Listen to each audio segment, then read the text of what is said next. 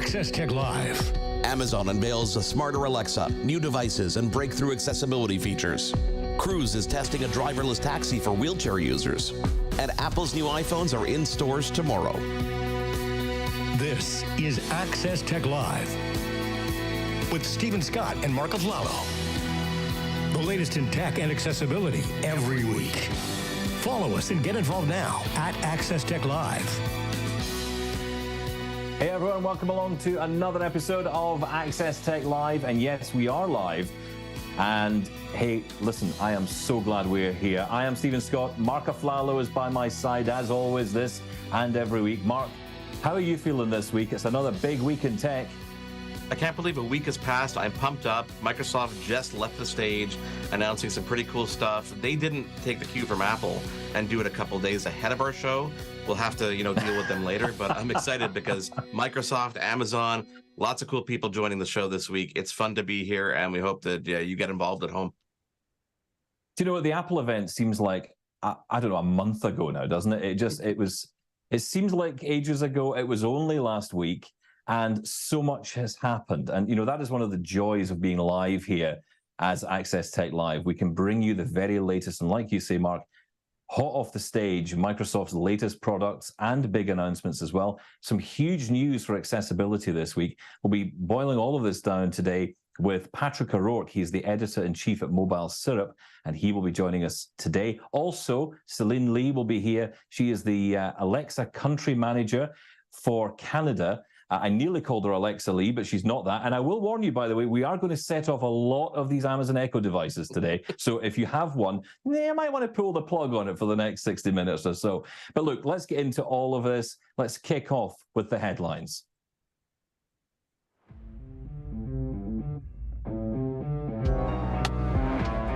Well, moments ago, Microsoft unveiled new hardware and software.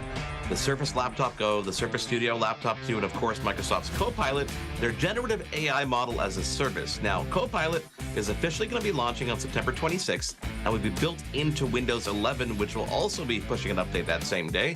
It's going to be available seamlessly across all apps and experiences, including Office 365, Windows, the Edge browser, and Bing. Now, one of the cooler announcements from Microsoft's event is an adaptive trackpad that's going to be available on their new Surface Studio laptop, something they're calling the most inclusive trackpad on any computer. Now, they demonstrated it on stage with a user who was born without fingers on his left hand, who said that he, quote-unquote, cried the first time he used it because of how well it worked for him. Obviously, we're going to pick these stories apart and these announcements with Microsoft soon. Amazon made some pretty cool announcements yesterday, starting with a brand new natural language model powering their smart assistant, Alexa. Starting with a new, more conversational voice, here's Rohit Prasad, Amazon Senior Vice President and Head Scientist for Artificial Generative Intelligence, with a demo of the voice in 2014 compared to what's to come. But this is how it sounded, so let's take a look. I love The Starry Night by Vincent van Gogh. It depicts the view from his asylum room at Saint Remy de Provence just before sunrise. But here's the preview of what's going to come early next year. I love The Starry Night by Vincent van Gogh. It depicts the view from his asylum room at Saint Remy de Provence just before sunrise. Now, another new feature coming soon is called Let's Chat, and it was demonstrated by Dave Limp, the Senior Vice President of Amazon Devices and Services. Alexa, let's chat. Hi there, what can I help you with? How are you? I'm doing well. I am very happy to be able to help so many people every day by chatting with them. How about yourself? Now, that new feature, along with that smoother voice that we demonstrated, will be coming soon to Echo devices, new and old. Also on display was a new Echo Show 8 with upgraded interiors, a new home screen experience, and spatial audio. Now, during the keynote, Amazon put a big emphasis on accessibility, and they announced some new features and shared a great video about it. And of course, the A-Lady giving people a greater sense of independence by using just their voice. Now, one of those new accessibility features announced was the addition of eye gaze technology in their new Fire Max 11 tablet. Here's Amazon's Vice President of Alexa Global Business, Heather Zorn. Our first foray to allow customers with mobility or speech disabilities to use Alexa with their eyes. To start, customers can use their gaze to perform a set of preset actions, like controlling their smart home or playing music. all hands and voice free. And Alexa Emergency Response brings hands-free access to emergency services that are tailored to the user without them needing to actually even lift a finger. Here again is Heather Zorn. With Alexa Emergency Assist, you get 24/7 urgent response, allowing anyone to call for help without having to get to a phone, and get connected to a dedicated, professionally trained urgent response agent. Those agents will have pre-saved information you've provided, like medications and your address, as well as the Echo device the call's being received from. So first responders know exactly where to go when they arrive. And with our new emergency contacts feature, you can identify family and friends who should be notified automatically if an event like this happens. Now, one more accessibility feature is called Call Translation that offers real-time translation that gives users the opportunity to communicate across languages more effectively. Among the supported languages are obviously English and French, and we're going to dive into more of these announcements with Celine Lee a bit later on in the show. Now, Cruise, a self-driving car company, has announced a new prototype autonomous taxi service. The driverless car will be hitting the roads in trials soon, and it's designed to give wheelchair users easier access by lowering to the curb and extending an automatic ramp. Inside, there'll be several new docking mechanisms, allowing passengers to be safe for the ride.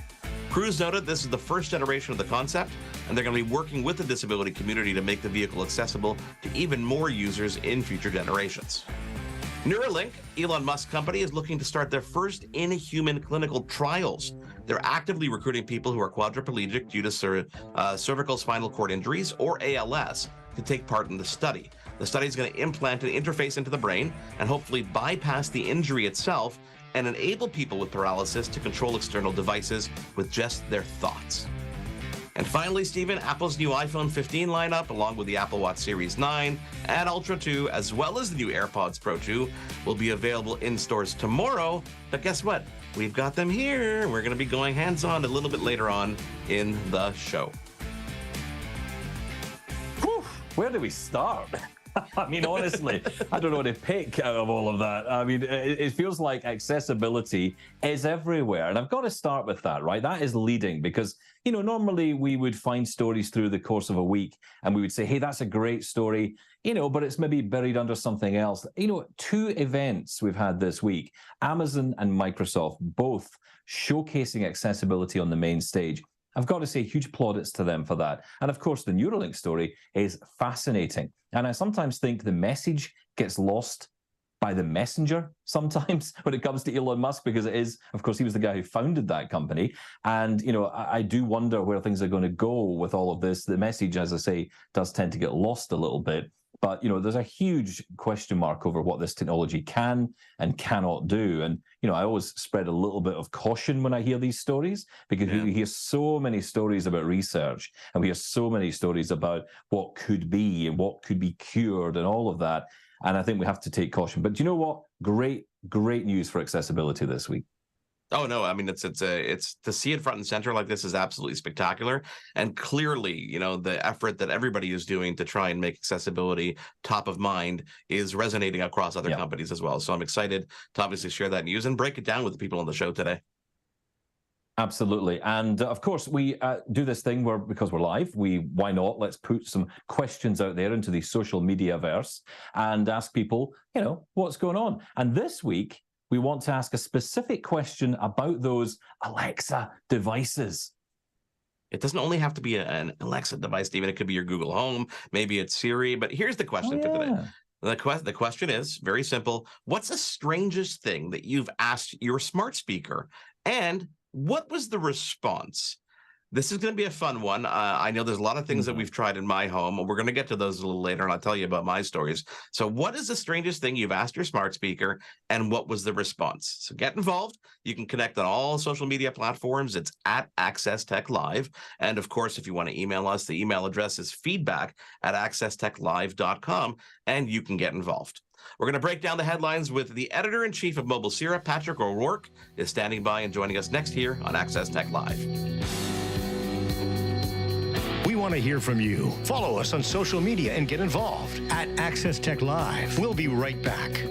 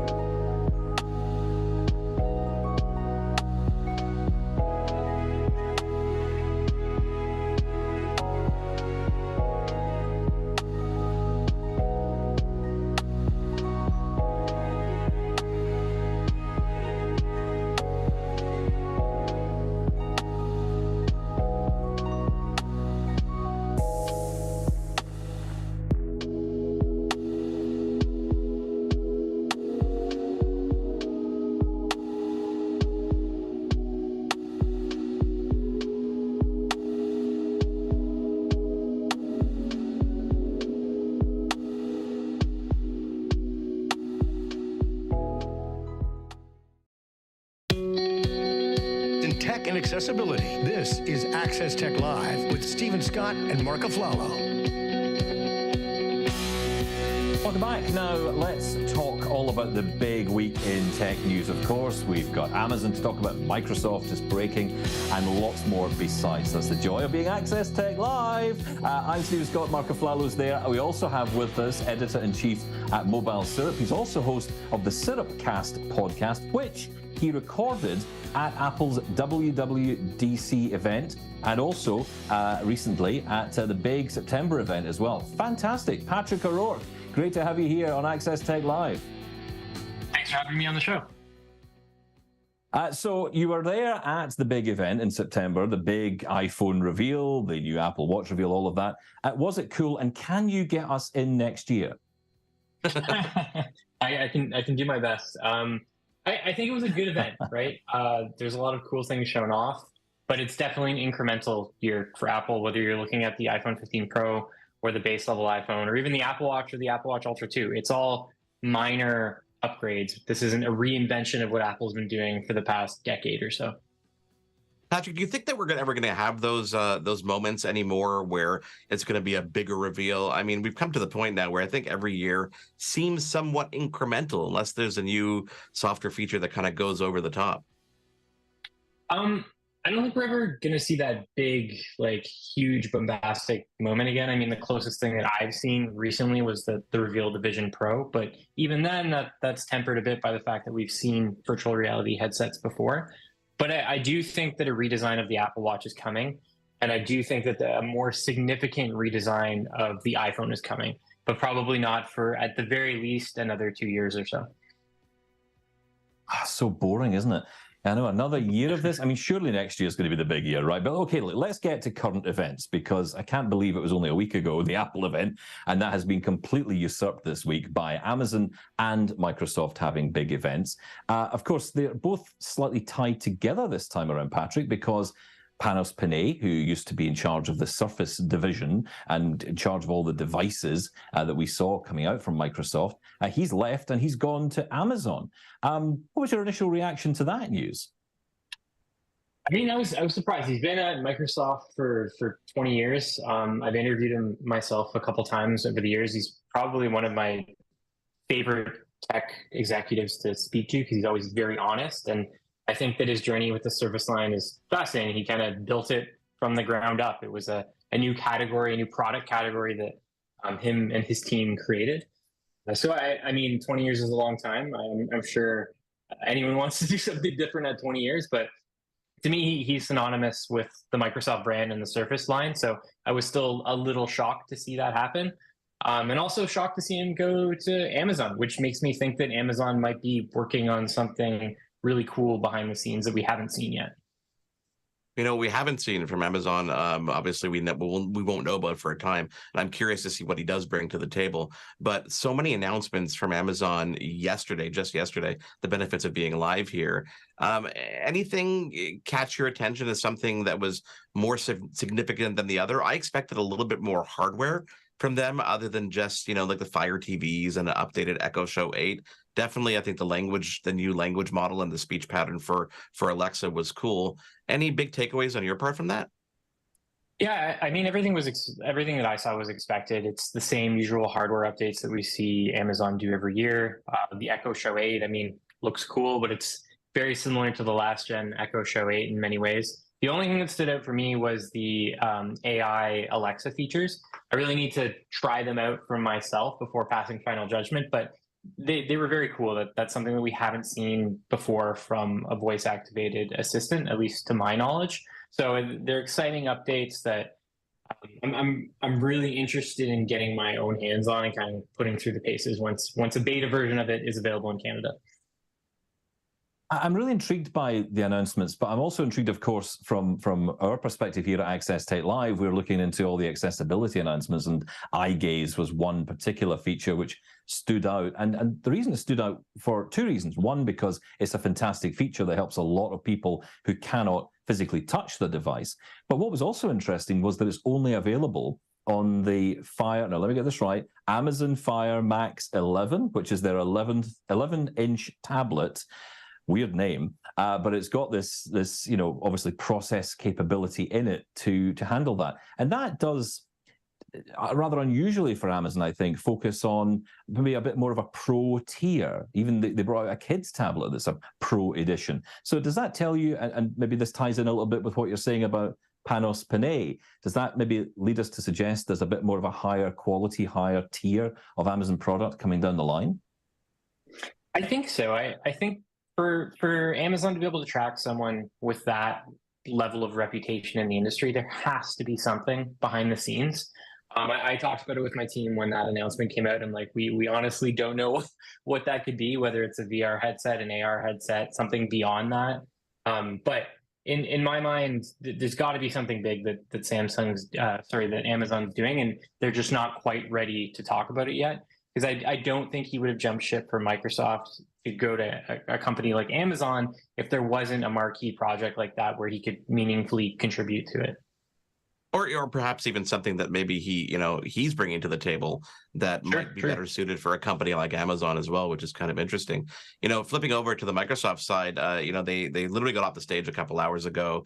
Still news coming through. Obviously, there's a new laptop Go. There's a new Surface Studio laptop.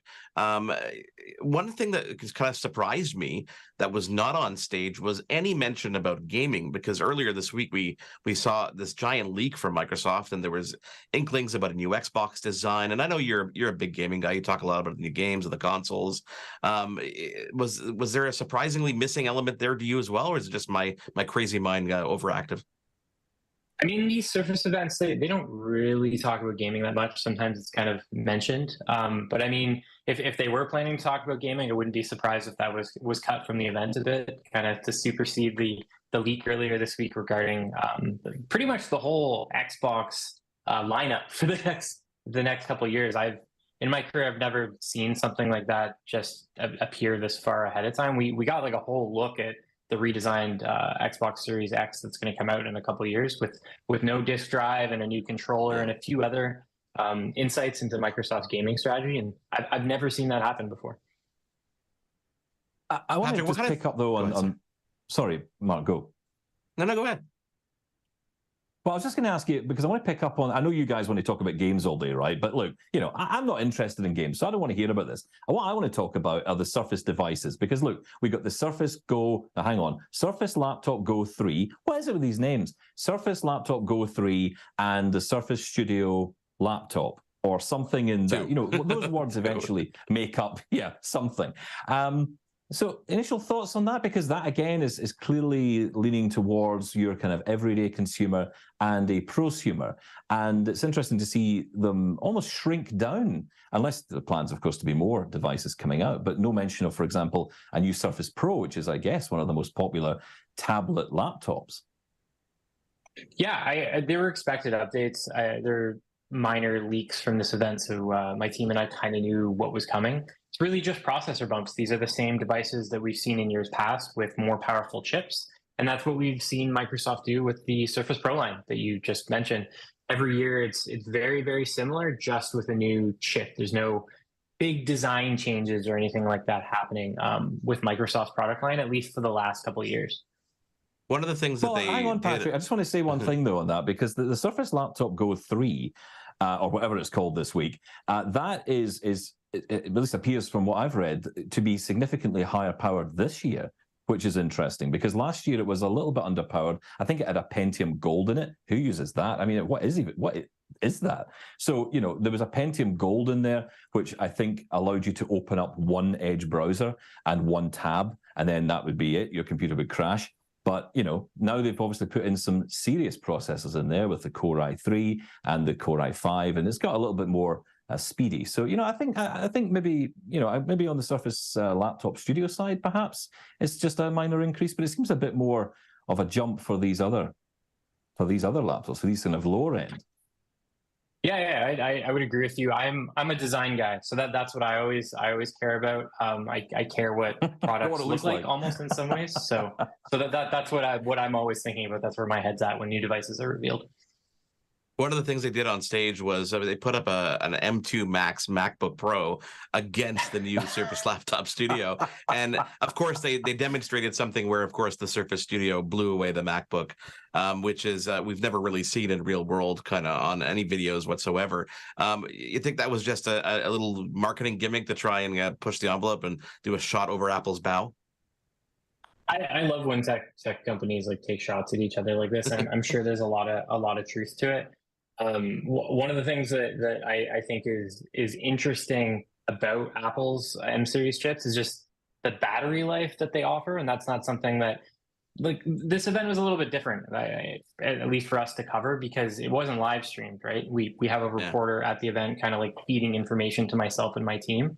And just as an interesting anecdote, over the course of this hour-long live stream, he's a Windows guy, the guy we had reporting at this event. His laptop died almost right at the end of the event. It didn't even make it through the hour-long thing. So that was something that I was hoping Microsoft would talk a little bit more about was battery life. But to bring it back to your main point, I love when tech companies take shots at each other. I think it's fun. I think it adds some color to the industry, and it's something that we always cover because our readers are interested in it. Well, as consumers, we're the ones who benefit from this, right? At the end of the day, right? Competition is healthy, and it's always fun to experience them. Patrick, thank you so much for taking the time to join us. Of course, if people want to follow you online, personally, it's at Patrick_O'Rourke, and of course, you can follow MobileSyrup, and of course, the Syrup Cast. Thank you so much for being here this week. Thanks so much for having me. Thanks, when we Patrick. come back here at Access Tech Live, we're going to be going hands-on with Apple's new iPhone. So stick around. This is Access Tech Live. We want to hear from you. Follow us on social media and get involved at Access Tech Live. We'll be right back.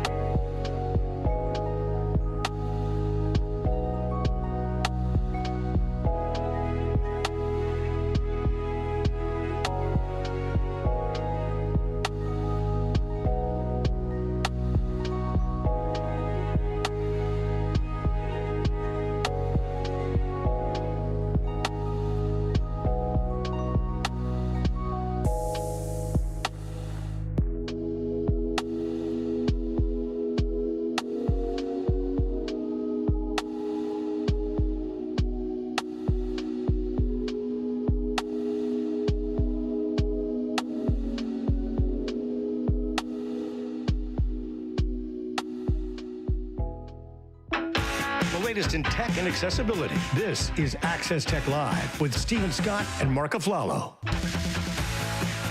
Hey, welcome back. I am Stephen Scott. He is Marc Aflalo, and we are having lots of fun. Hope you can join us and join in online as well with our question. Of course, we're asking you this week about the strange things that you've asked. Lady A, I'm going to say Lady A, Mark, because, you know, I don't feel right saying that word all the time. We're setting off devices all over the place. Alexa, play Frank Sinatra. Sorry. We are live, so we can do things like this. It's cool, isn't it? But look, let's move away from Amazon and Microsoft for a minute and actually go back just 1 week to talk about Apple and their new products. And you lucky person, I think is the word I'm allowed to use on here. Well, come on. You've got new products. I do have new products. I want to say a little shout out to our good friend Philip in New Brunswick as well, who was watching the live stream online, and Amanda in Peterborough. She reached out on Twitter as well, or X, sorry. Well, throw it in there. Yeah. So Stephen, in front of me, I've got this wonderful display. I've got the new AirPods Pro 2 with the USB-C case. I've got the Apple Watch Ultra 2. But guess what? I'm putting those aside. I don't want to talk about them now. No, because the pièce de résistance, as they say, Stephen, are the new iPhones. And in front of me, I know. Listen, come on, we're gonna go French here. We gotta be multicultural. I've got 2 devices and a case to talk about. Okay, 2 devices and a case. On my left, the case. The case. Okay. We'll put the case aside for one moment. But on my left, I've got the iPhone 15 Plus, which is the larger screen, 6.7-inch diagonal. I've got on my right the iPhone Pro 15 Pro. Which one do you want to start with? Do you have any preference? Is there? I know which one you want to get to. Which one do you want to start with? Well, I know which I absolutely want to get to the Pro, but let's start with the Plus, because I think it's actually one of those devices you don't hear as much about. You hear about the 15, you hear about the Pro lineup. So let's start with the Plus. Let's give it some time. So this is I restrained myself. You're gonna flip this phone over, click the box. I'm gonna tear.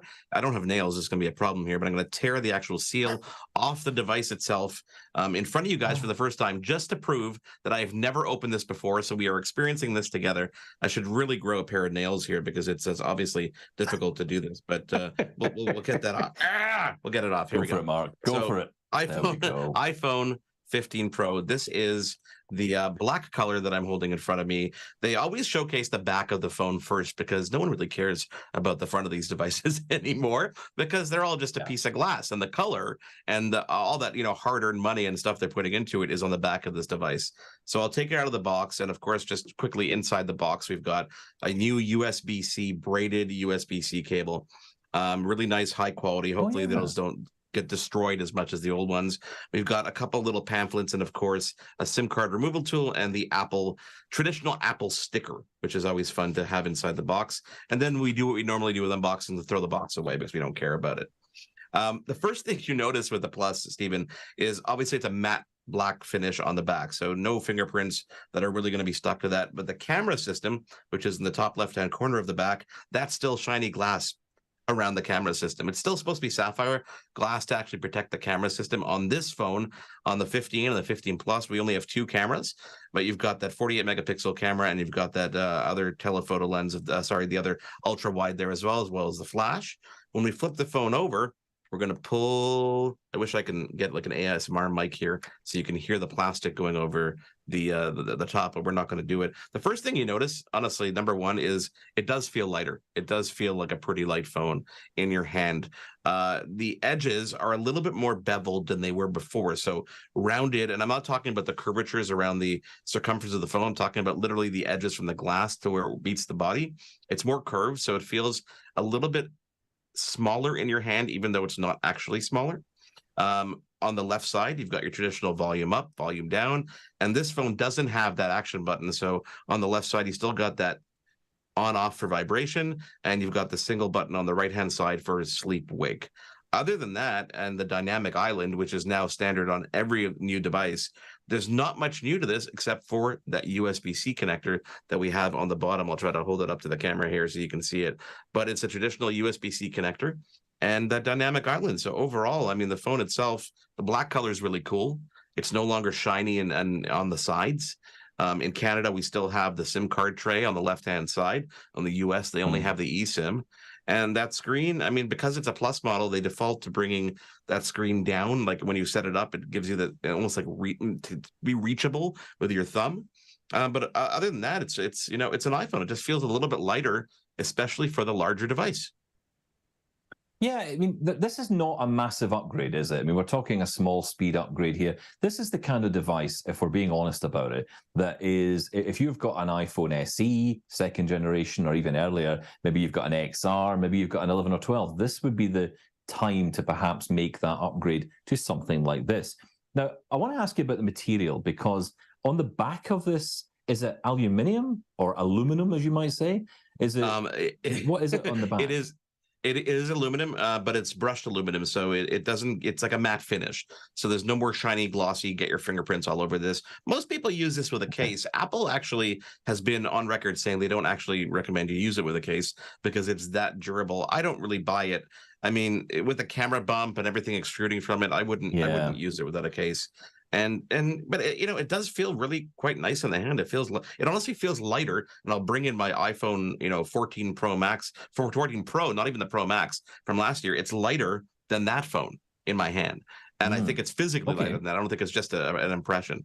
But I know what you want me to get to, and I'll get to it. I do. I want to. Well, it's partly the weight question I have in mind here, because of course the new iPhone 15 Pro is made with a titanium back, or I believe the actual shell of it is titanium. So therefore, it's supposed to be up to 10% lighter. So let's unbox this. And also, I want to know something. When you're opening these boxes, are you sniffing? Because you've got to do the sniff. No, I'm not. So you know what? You get the new smell.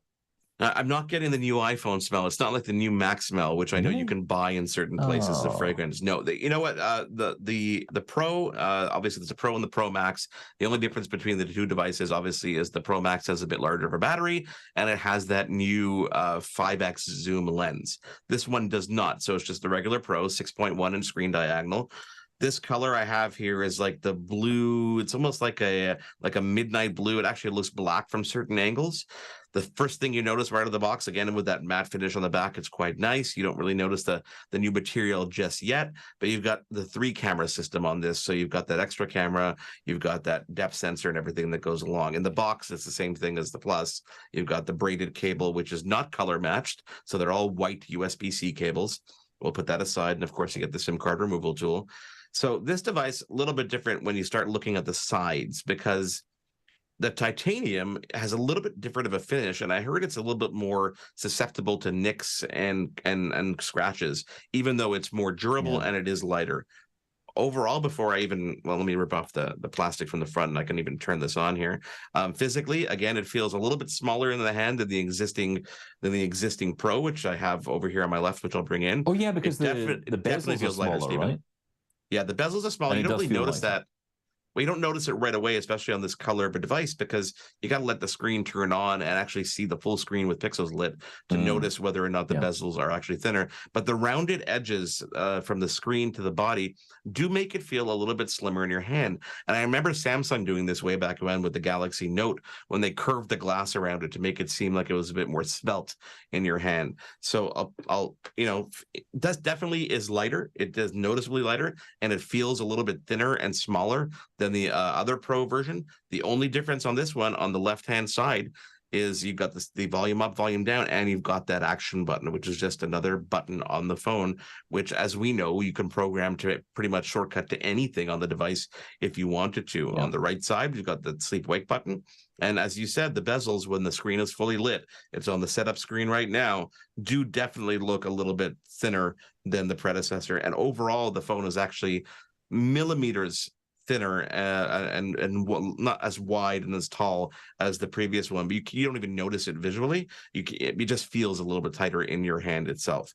So sexy. I'm surprised it took me this long to open it. I cannot wait to obviously transfer my stuff onto it so I can experience it, because that's the fun about new devices like this. It's, yes, the hardware is fun, it's great, let's play with it, but what we're going to be talking about over the coming weeks is going to be the software and how we put that power to use. Because yes, these are powerful devices, and yes, there's that USB-C connector on this one as well, which is faster transfers because it is the Pro line. We're going to put it to the test, and I'm looking forward to people at home giving us ideas and asking us questions about it, because that's the best way to experience it, and the best way to answer your questions is, well, ask the questions, and we'll put it to the test specifically to what you want us to do. Oh, and the case, Stephen. I think oh my God.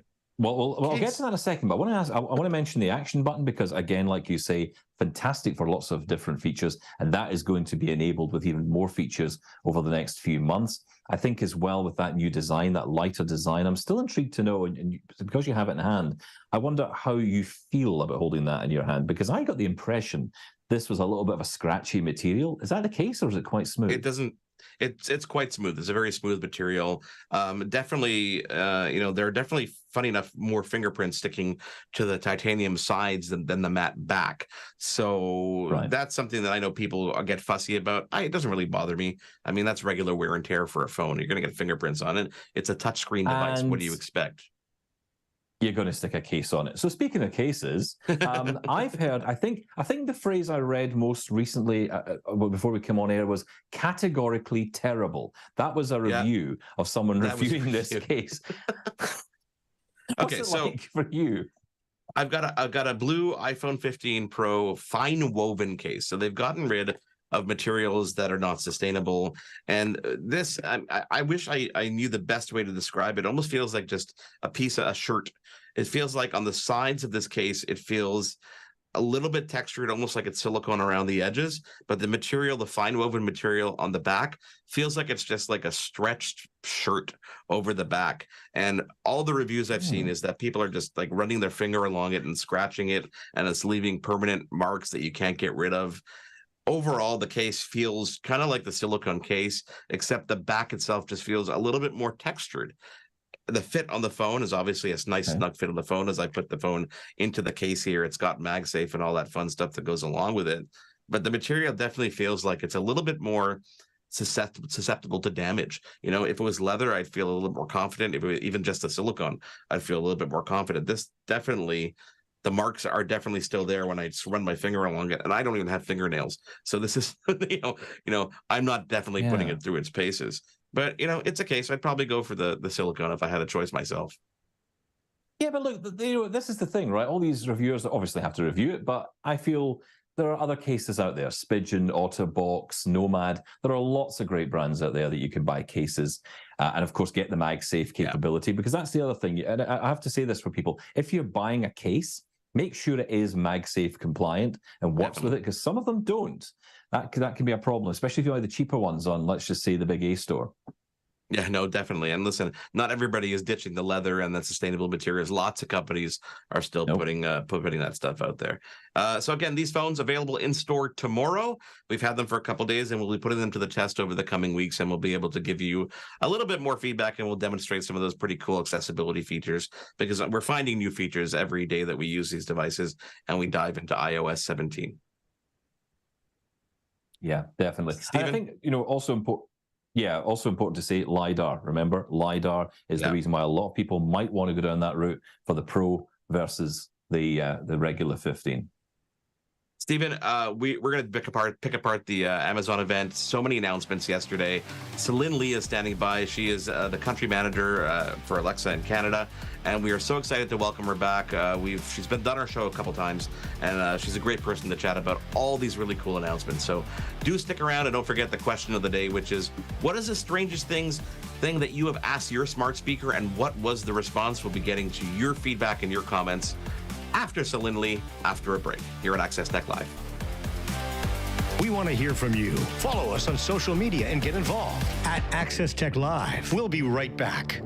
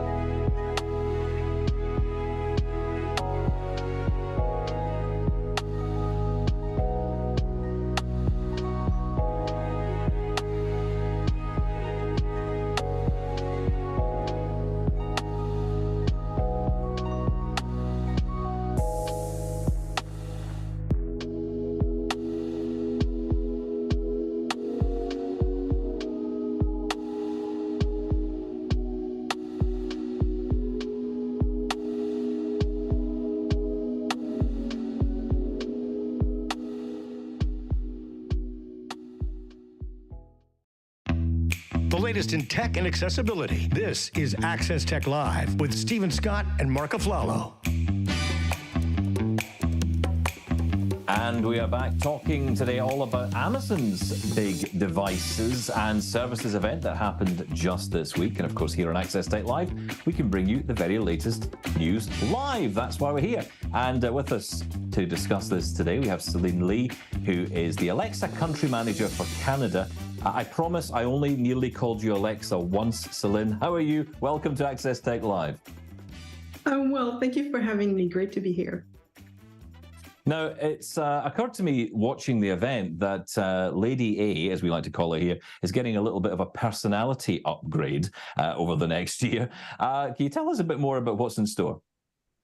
Yeah, so if you think about it, it's been almost a decade where we've been really steadfast in our vision about ambient intelligence. And we really created this paradigm shift in how customers interact with the technology around them, especially at home, and really combining the technology in a way that works behind the scene with real-world inputs to make people's lives easier. But I like that you mentioned personality, because there's really a few things that we're doing now as, AI comes in and the industry is focused on AI for the phone, but we're looking at it for, a home assistant. And we have to think about it very differently. We want it to be conversational. We want it to work for real world applications. It needs to work in your home. It needs to work for your needs. It needs to be personalized, and it needs to have personality. You don't want a utilitarian companion in your home. You want one with personality. And so that's one of the reasons why Alexa has already become a part of so many families, and it will continue to get better.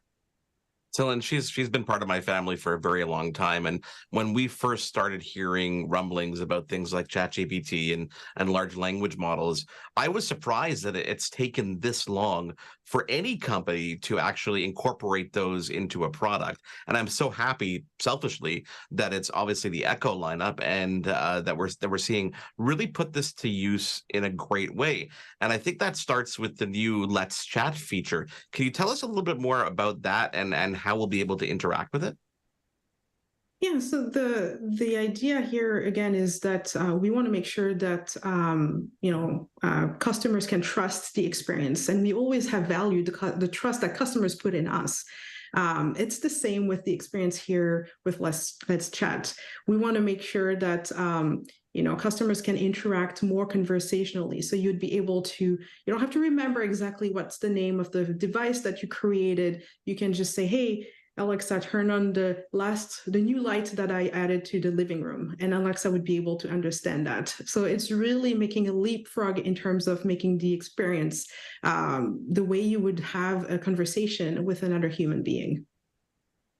I absolutely love that. And I love the way that you're designing that, because, and it was alluded to on stage, and we've heard about it since, that one of the biggest challenges we have, and we talk about it on our shows all the time, is, trying to explain some of this technology to other people who aren't particularly as technical as us. And there's usually one person in the family, right? It's usually Mark, it's usually me, who, in our families who, people will come to and try and fix the problem. And it'd be great if it was just that little bit simpler. Now, on that point, of course, hardware.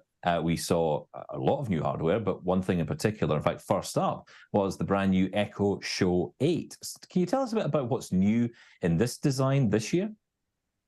Yes, the Echo Show 8 has this beautiful, glass screen. We've also centered the camera so that it makes any conversation through calls more natural, has redesigned and improved audio.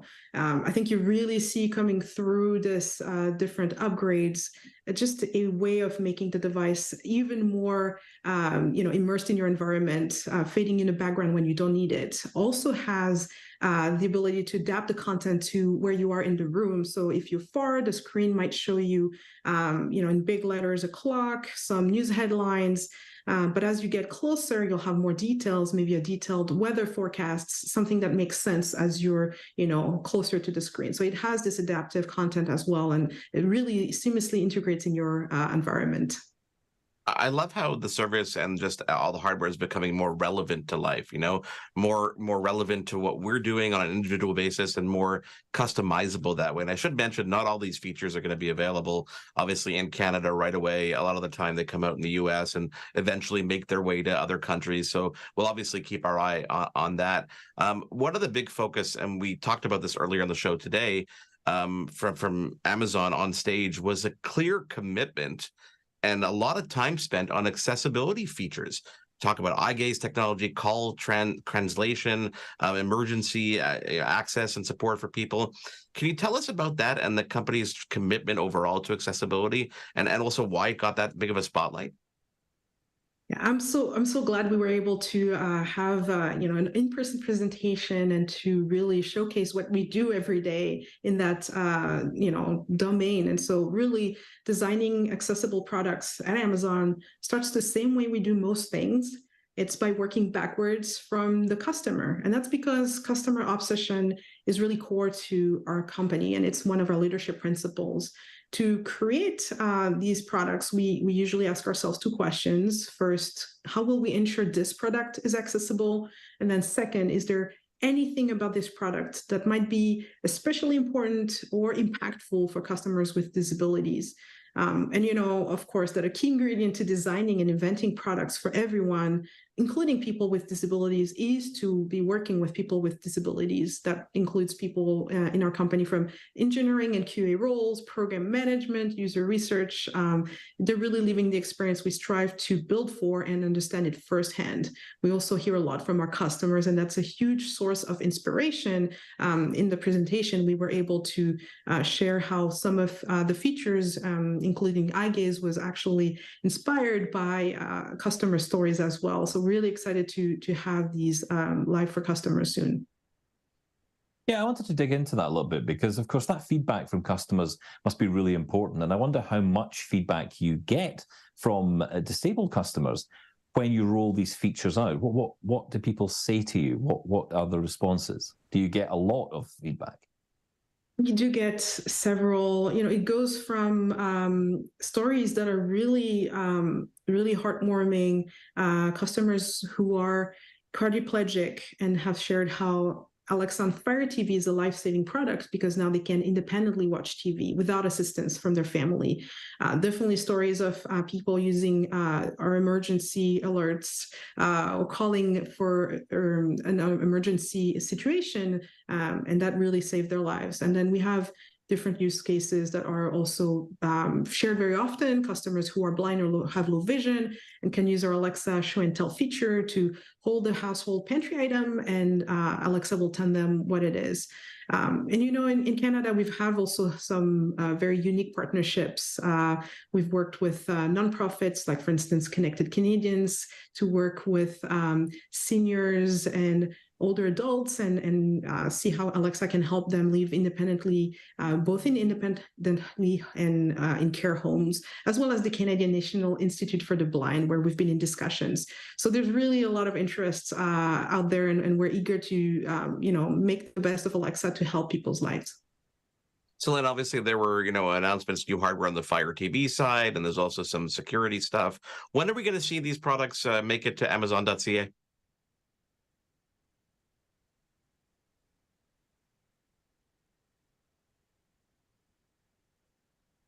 Oh, sorry, we lost our audio there. Okay, so we'll give thank you, honestly, Sinead, for being here. We were going to wrap up anyway, but that's Celine Lee, Amazon Country Manager for Alexa. Obviously, I think in stores now, the Echo Show 8 is actually available for pre-order now, and a lot of the Fire TV stuff are coming, I believe, in October, but we'll confirm with that and let you guys know on social media. Thank you to Celine Lee. Coming up, Stephen, we got to get to people's questions because people are answering our question, Definitely. Which is, what is the strangest thing you've asked your smart speaker? I've asked it where Celine Lee's audio went, and we'll find out the response after a quick break here at Access Tech Live. We want to hear from you. Follow us on social media and get involved at Access Tech Live. We'll be right back.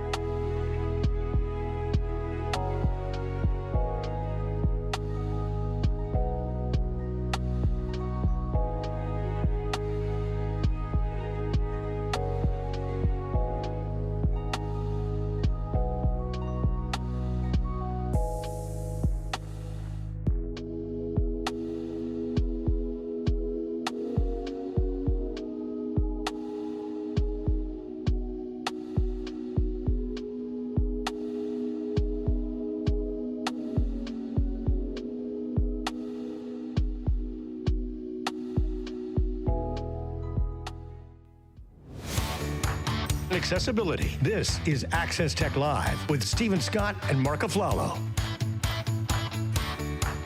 I am Stephen Scott, he is Marc Aflalo, and we are about to find out what you've been saying, because, of course, we've been asking the big question of the day. You know, I have to ask you this one, Marc. What's the strangest thing you've ever asked Lady A, and what was the response? Oh, don't put me on the spot. You think I would have thought of this beforehand. What was the strangest thing? Yeah, I don't think I could pinpoint it because I really tried to set her off a lot. Like, I mean, there was the first time I ever said, say happy birthday, and then she started singing to us, you know? And you can actually say, hey, lady, sing happy birthday to Stephen, and she'll come up with one specifically to Stephen, and it'll rhyme with Stephen. It's pretty nuts, the distorted minds, I think, of the people who are programming these things to work in our homes.